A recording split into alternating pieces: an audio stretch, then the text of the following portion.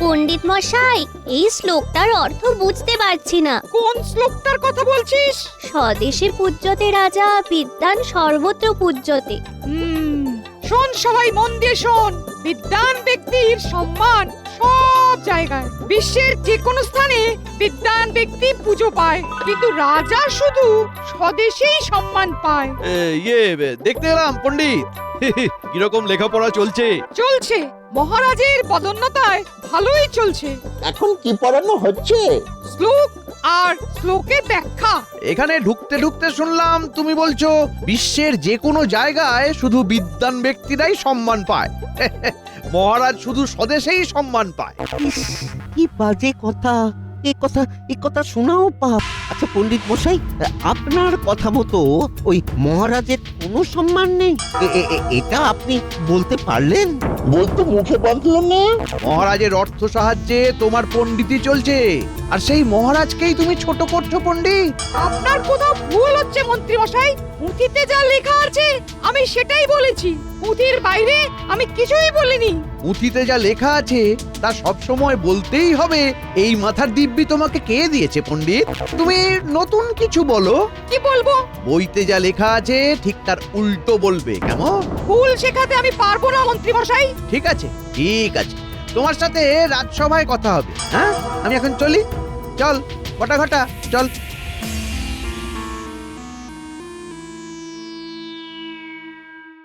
পুঁথিতে যা লেখা আছে তা সত্যি, ভুল শিখবি না, ভুল জানবিও না। শুনে রাখ, বিদ্বান ব্যক্তির সাথে কখনো কারো তুলনা হয় না। যারা প্রকৃত বিদ্বান তাদের সম্মান সারা বিশ্ব করে। আজ এই পর্যন্ত, ঠিক আছে?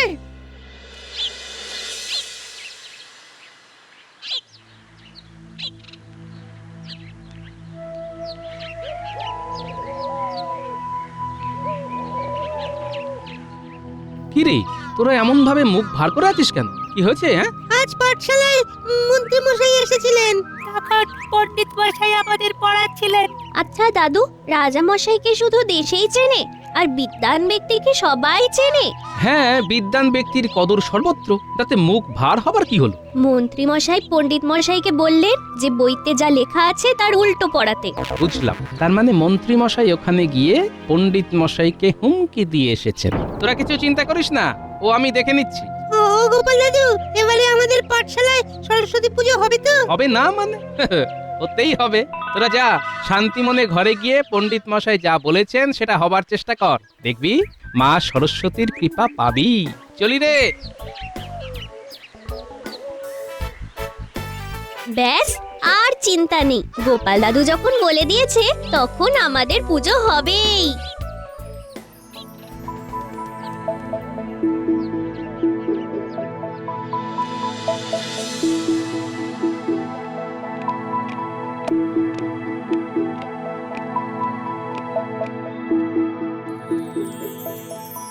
মন্ত্রী, আজকে সভা শুরু করো।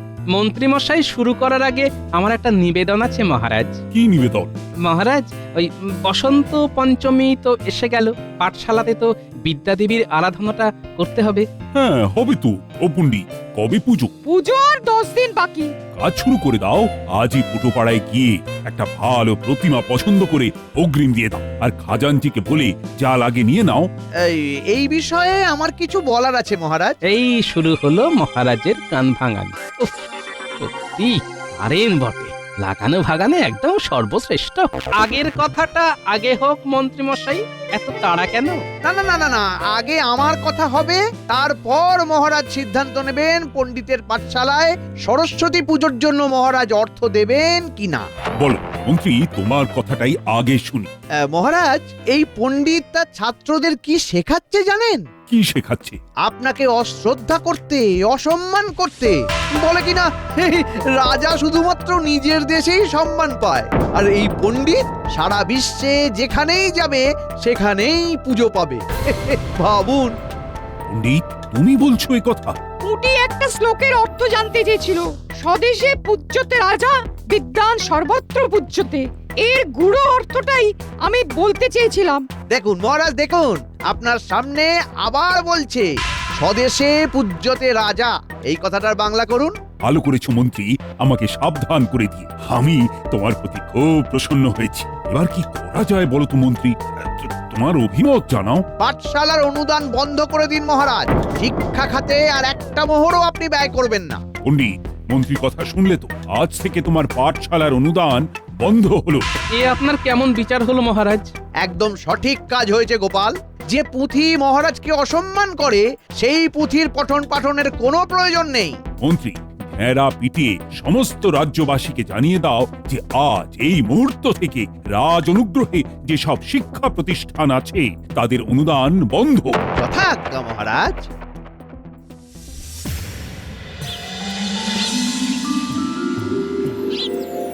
কি থেকে কি হলো? শিক্ষা নেই, তাই এই রাজ্যে বিদ্যা দেবীও নয়। তাহলে আমরা আছি কেন? আমাদেরও এক্ষুনি চলে যাওয়া উচিত। চলে যাওয়া মানে তো হেরে যাওয়া। আমি হেরে যাব না।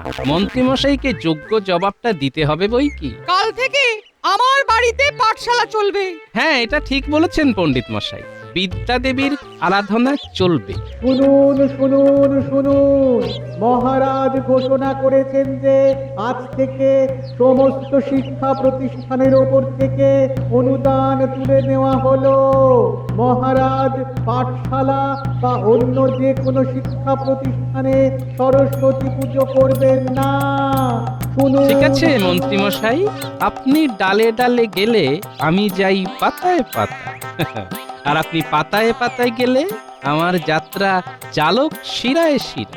তাহলে এই বিদ্যা আর অবিদ্যার লড়াই শুরু। জয় আমাদের হবেই। জয় আমাদের পেতেই হবে। বিদ্যা মন্দিরে বিদ্যা দেবীকে পুনরায় প্রতিষ্ঠা করবই করব। পণ্ডিত মশাই, এবারের পুজো আপনার বাড়িতেই হবে। আর পোটোর সবচেয়ে বড় প্রতিমাকেই আমরা পুজো করব। চলো সবাই। কোথায় যাব গোপাল? ফিরবে কি আর কপাল? এখন যাব পোটোর কাছে প্রতিমার বায়না দিতে। মূর্তি কেনার অর্থ কোথায় গোপাল? বায়না করার মতো অর্থ আমার কাছে আছে পণ্ডিত মশাই। বাকি সব মায়ের উপর ছাড়লাম। মা যদি চান তার পুজো হবে, না চাইলে তো আমরা কিচ্ছুটি করতে পারবো না। চলুন, বাকি খেলা কাল রাজসভায় হবে।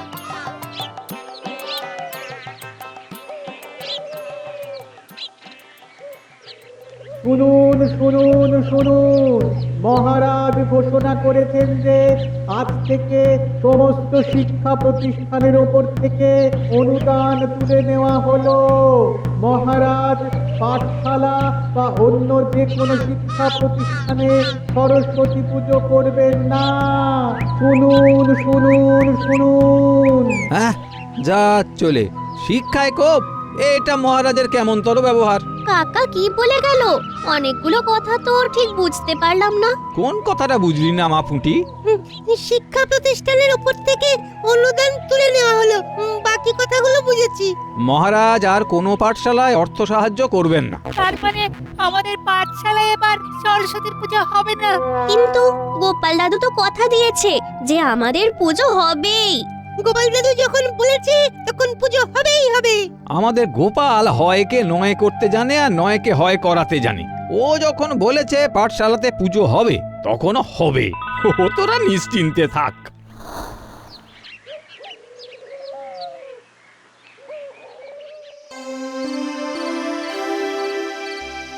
মহারাজ, এটা কি করলেন মহারাজ? রাজ্যের শিশুরা শিক্ষা পাবে না? না, পাবে না। যে শিক্ষা মহারাজকে ঘৃণা করাতে শেখায় সেই শিক্ষার কোনো প্রয়োজন নেই। শিক্ষা আপনাকে ঘৃণা করতে শেখায়? এরকম অদ্ভুত কথা আপনার মাথায় কে ঢোকালো মহারাজ? পণ্ডিত আমার খেয়ে আমার পরে ছাত্রদের শেখাচ্ছে স্বদেশে পূজ্যতে রাজা, বিদ্বান সর্বত্র পূজ্যতে। কথাটা তো সত্যি। সত্যি? তুমি আমার অর্ধাঙ্গিনী হয়েও এই কথা বলছো? আজ আমার চোখ খুলে দিয়েছে আমার মন্ত্রী। মন্ত্রী আপনার চোখ খুলে দেয়নি মহারাজ। ওই মন্ত্রী আপনার খোলা চোখে খুব চতুরতার সাথে অন্ধ করে দিয়েছে। আপনি প্রকৃত সত্যটাকে দেখতেই পাচ্ছেন না। মা সরস্বতীর কৃপাতে আপনার অন্ধ চোখে দৃষ্টি ফিরে আসুক, এই কামনা করি। তুমি কিচ্ছু চিন্তা করো না গিন্নি। এই রাজ্য থেকে মা সরস্বতীকে চলে যেতে দেব না, কিছুতেই দেব না। তোমার হাতে কিছু ক্ষমতা আছে? বেশি কিছু করলে মহারাজ তোমাকে এই রাজ্য থেকে বার করে দেবেন। সে উনি বার করে দিতেই পারেন, কিন্তু তাতে উনি জিতবেন না গিন্নি। ভুলে যেও না গিন্নি, রানীমা আছেন আমার পক্ষে। আমাদের সরস্বতী পুজো হবে তো? হবে না মানে হতেই হবে। দেখ না তোদের গোপাল দাদু কি করে। মাথায় তো বুদ্ধি এসেছে না গো, হ্যাঁ? মা সরস্বতী তো আর কৃপা করলো না, তাই বিদ্বান হতে পারলাম না। কিন্তু তিনি একেবারে নিরাশ করেননি, বুঝলে। বুদ্ধি কিছু দিয়েছেন ঘটে, সেই বুদ্ধির জোরে কিছু একটা তো করবই গিন্নি। যাক, তাহলে পুজো হবে। হবে মানে তোদের প্রতিমার বায়না দেওয়া পর্যন্ত হয়ে গেছে। আর ভোগ পাত পেরে খাওয়া। সেটাও হবে। আমি এবারে ভোগ রাঁধবো। এই দেখো দেখো, আবার ভোগ রাখতে গিয়ে পুড়িয়ে ফেলো না গো। যে রাঁধে সে যে চুলও বাঁধে, সেটা আবার প্রমাণ হবে গিন্নি।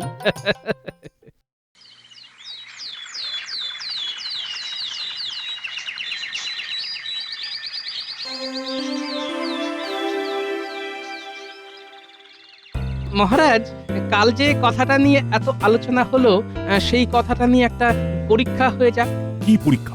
কি পরীক্ষা সেটা বলার আগে একটা আর্জি আছে মহারাজ। বলে ফেলো। সবটা শুনে কিন্তু রেগে গেলে হবে না, সবটা সহজভাবে নিতে হবে। নেব। মহারাজ, আপনার রাজসভায় আপনার ছত্রছায়া থেকে আমার কিছু পরিচিতি হয়েছে। সবাই বলে নাকি আমার বুদ্ধি আছে মহারাজ। বুদ্ধি নয় গোপাল, ওগুলোকে কুবুদ্ধি বলে। তাই সই, কুবুদ্ধি। তা দেশের বাইরেও কিছু মানুষ আমাকে ওই কুবুদ্ধির জন্যই চেনে। উড়িয়ে পেঁচিয়ে কথা না বলে সোজা কথা এসো। মোদ্দা কথাটা বলো তো। হয়ে যাক মহারাজ একটা পরীক্ষা, দেখি আপনাকে কতজন চেনে আর আমাকে কতজন চেনে মহারাজ।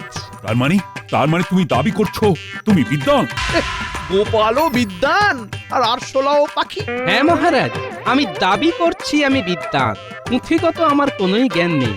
সেই জায়গায় আমি একেবারে নিরক্ষর মহারাজ, কিন্তু মানুষের দৈনন্দিন চলার পথে যে বুদ্ধির দরকার হয় সেটা আমার আছে। কথায় আছে না, বুদ্ধিতেই সিদ্ধি। বুদ্ধি আছে যার, বল আছে তার। এই কথাটা সবাই বলে বারংবার। বেশ, তোমার সাথে পরীক্ষাতে রাজি। আর হারলে কি হবে সেটা বলো। এই রাজ্য ছেড়ে চিরকালের মতো চলে যাব মহারাজ, আর কোনোদিন আসবো না। আর জিতলে মহারাজ? তোমার খুশি মতো যা চাইবে তাই পাবে। ঠিক আছে মহারাজ, আমার চাওয়াটা বলে দিই, খুব ছোট্ট চাওয়া। পাঠশালার পুজোটা প্রতিবারের মতো ধুমধাম করে যেন হয়। ঠিক আছে, তাই হবে। মহারাজ, তাহলে কাল থেকেই আমাদের পরীক্ষা শুরু হবে। আমরা প্রথমে যাব বর্ধমান রাজ্যে, তারপর খাম্বাজ। বর্ধমান রাজ্যে? বাহ বাহ বাহ বাহ! বর্ধমান রাজ্যে মহারাজকে সবাই চেনে। খাম্বাজ রাজ্যের লোকজনও আমায় ভালো চেনে। একজন রাজাকে চিনবে না, তা আবার হয় নাকি? এবার পরীক্ষার নিয়ম কানুনগুলো শুনুন। আমরা তিনজনে যাব। তিনজন কে কে? আমি, আপনি আর মহারাজ। তিনজনেই ছদ্মবেশে যাব, আর একটাই প্রশ্ন করব। কি প্রশ্ন? কৃষ্ণনগরের কি বিখ্যাত?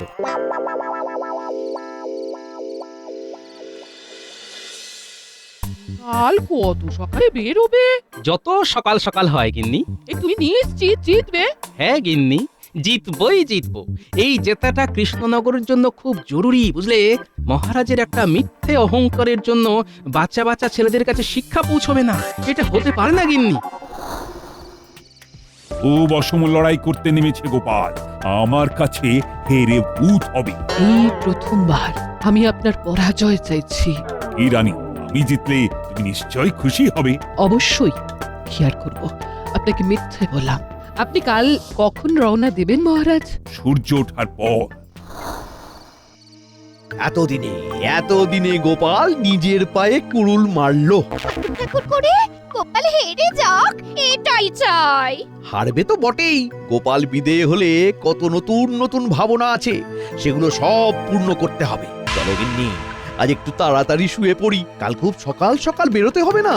ওহো, আজ খুব খুব আনন্দ করে ঘুমাবো, গোপালের চলে যাওয়ার আনন্দে।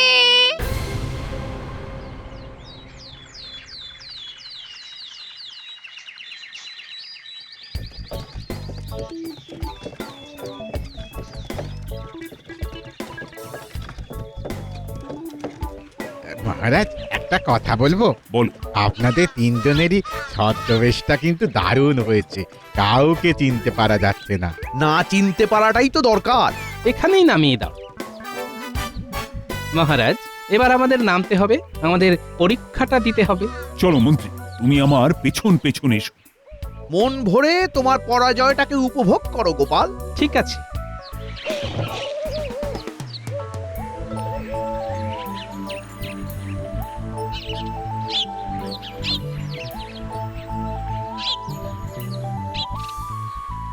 ও ভাই, একটা কথা জিজ্ঞাসা করব। করুন না, কি জিজ্ঞাসা করবেন করুন। তুমি কৃষ্ণনগরের নাম শুনেছো? শুনবো না, খুব ভালো রাজ্য। কিসে ভালো? মানে কৃষ্ণনগর নামটা শুনলে কি মনে হয়? কিসের কথা মনে পড়ে? চরভাজা আর মাটির পুতুল আর আর কৃষ্ণচন্দ্র রায়। কি ঠিক বলেছি? এইটা আবার কে? মানে কৃষ্ণনগরের রাজা। ও রাজা টাজার নাম জানি না, চিনি না। আমি তো গোপাল ভাঁড়ের নামটা বলতে যাচ্ছিলাম। হ্যাঁ, এই কৃষ্ণনগরের প্রজারা কত ভাগ্যবান, তারা গোপাল ভাঁড়কে দেখতে পায়। হ্যাঁ, আমরা শুধু নাম শুনেই গেলাম। ব্যাস, প্রথমেই মন্ত্রীমশাই কাবু। আমার কষ্ট হচ্ছে শুধু মহারাজের জন্য। তোমরা গোপাল ভাঁড়কে দেখেছো? আমরা একদিন কৃষ্ণনগরে যাব শুধুমাত্র গোপাল ভাঁড়কে একটু কাছ থেকে দেখতে। শুনেছি ওনার কত বুদ্ধি। এইরকম একজন বুদ্ধিমান মানুষ যদি আমাদের এই বর্ধমানে থাকতো। উফ। এই এখান থেকে চলো তো। খেলাটা বেশ জমেছে।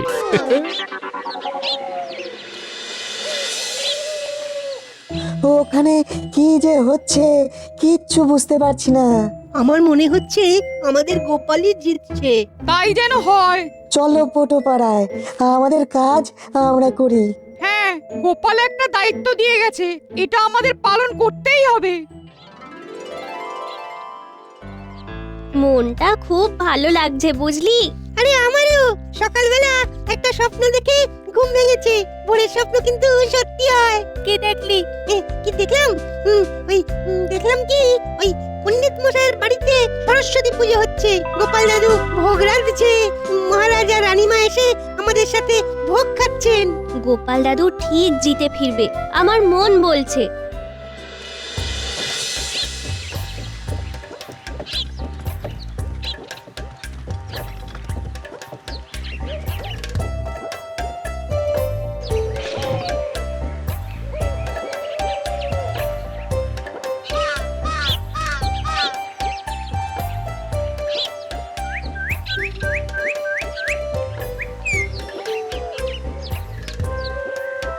এই যে ভায়া, যাচ্ছ কোথায়? আগে কাজে, আমার এখন অনেক কাজ।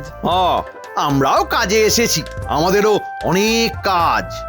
দেখে তো মনে হচ্ছে না। তুমি এরকম বিটকেল গলায় হাসলে কেন? না হাসার কি আছে? যারা এই রকম কাজের সময় অন্যের সময় নষ্ট করে তাদের দেখে হাসাই উচিত। ওরে বাবা রে, এই যে দেখি মারাত্মক ব্যস্ত মানুষ। এনাকে ধন্যবাদ দিয়ে ছেড়ে দাও। ছেড়ে দাও মানে? আমাকে ডেকে যখন দাঁড় করানো হয়েছে তখন এনার কি দরকার তা না জেনে তো ছাড়বো না। জমে গেছে জোকের মুখে একেবারে নুন। আমার আর কোনো প্রয়োজন নেই, তুমি যাও যাও যাও যাও, তোমার কাজে যাও। তোমরা তো ভারী অদ্ভুত, যখন কোনো কাজ নেই তখন আমাকে দাঁড় করালে কেন তার উত্তর দাও। ঠিক আছে, নাও প্রশ্ন করো। দুটো প্রশ্ন করব? আচ্ছা, আমাকে কি তোমার ছাত্র বলে মনে হলো?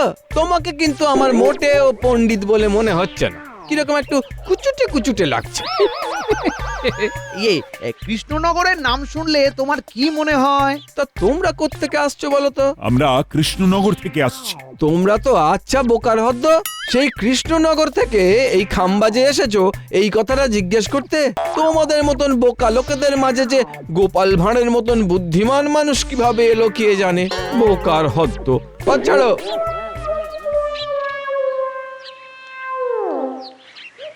ফিরে চলো, আমি আমার উত্তর পেয়ে গেছি। কি উত্তর পেলেন মহারাজ? দেশে পূজ্যতে রাজা আর বিদ্বান সর্বত্র পূজ্যতে।